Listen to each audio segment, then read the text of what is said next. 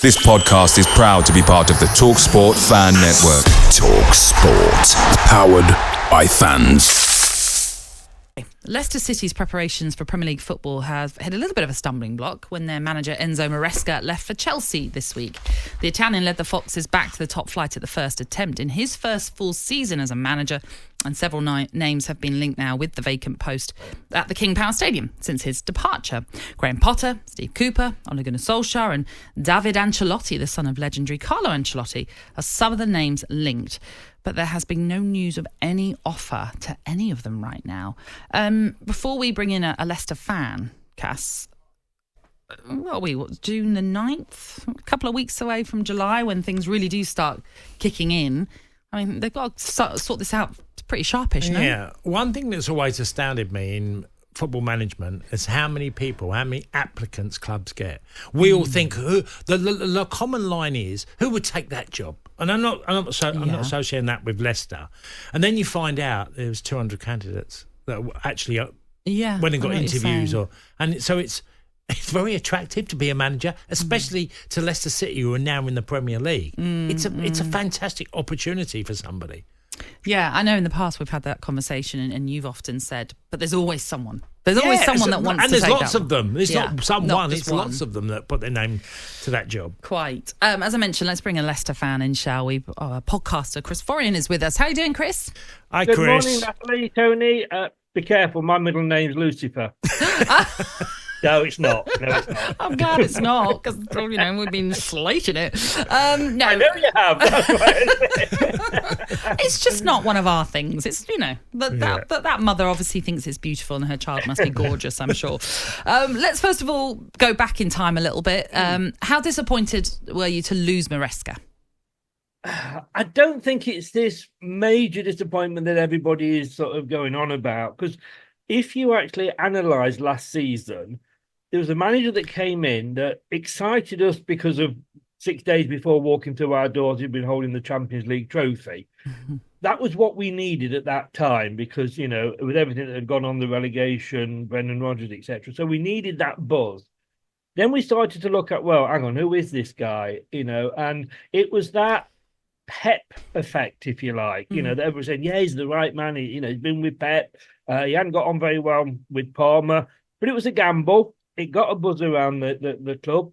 But when you look at last season, we were 17 points clear at one point. We should have smashed every single record that was going in that championship. And we ended up scraping through by 1 point. And apart from a couple of wins, when we put 5 past I forgot who it was now. We put 5 past somebody anyway, and it's early. And we put 4 past Southampton, etc. I think it was Southampton again. It was Southampton that we did 4 and 5 against.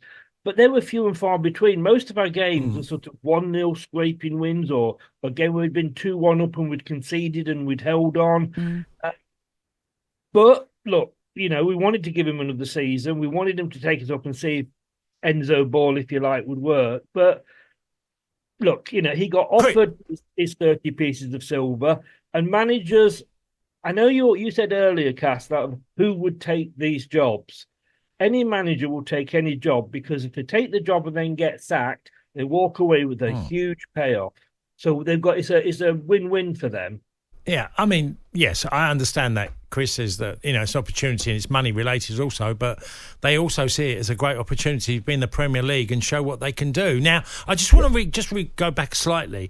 What, apart from, saying you had a 17-point lead and you only ended up getting over the line by 1 point, what did you see with his style that changed over a season for not only you, but a number of Leicester fans who questioned whether he was the right man anyway? It was that 17 points down to being second behind Leeds, albeit only by 1 goal difference. It reminded me very much of when Newcastle were so far ahead in the Premier League and Manchester United slowly clawed it back. That's what Ipswich and Leeds seemed to be doing to us. We had the best squad in that division. No disrespect to the others, but when you look at the squad, man for man, I think we had the best squad.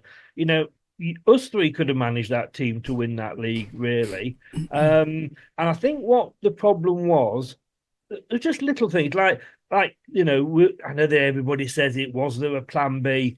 He was so committed to his style of play. When we started to lose, he wasn't changing it, and he'd lose one game, we say, "Oh, right, we'll win the next one." Then I think we lost about 6 or 7 in a short period of time, and he didn't change the tactics to compensate for that. He said, "No, this is going to win. This is done us well." And I mean, Jamie Vardy called a team meeting and got them together, and that's what seemed to change things round. That should be the manager's job. So it was things like that you started to think, we've been here with Brendan with the stubborn manager. Is this going to work? And he's gone to Chelsea. Good luck. I don't think he'll be. I think it'll be a 5-week plus one option, not 5 years. But there we go with Chelsea. Well, you never know, do you? We mentioned already some of the names linked with the job. You've got Potter, Cooper, Solskjaer, even David Ancelotti, the son of Carlo. Any of those stand out to you? First of all, the Daniel Ancelotti one is an interesting link because he's obviously never been a number one. But then again, really, apart from 14 games at Parma, neither had Enzo. And he's, got quite a good pedigree, hasn't he? But I don't think that's going to happen. Funny enough, I don't want Potter. Everybody says, let's get Potter in. Look, he's turned us down before. He's obviously hanging on for the England job because, Gareth said he's leaving after the tournament. So, I'm not that enamoured by Potter. For me, it is so important that we stay up this year because if we get relegated at the end, which we're going to be up against it because we're going to have a points deduction, whatever that happens to be. We need a manager with experience that basically gets us to 17th, and then next season just keeps us up, and then we can build on that.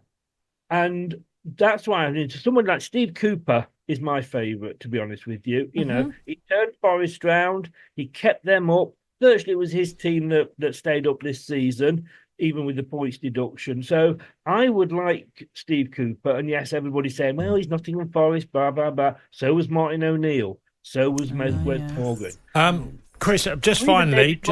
Sorry. Yeah, I was just going to say, just briefly, because we're running out of time, Vardy signing a new 1-year deal. Are you pleased with that?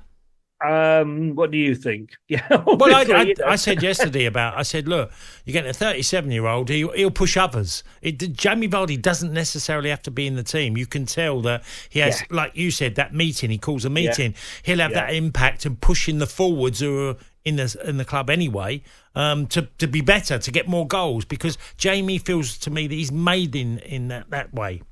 He is totally 100%, Tony.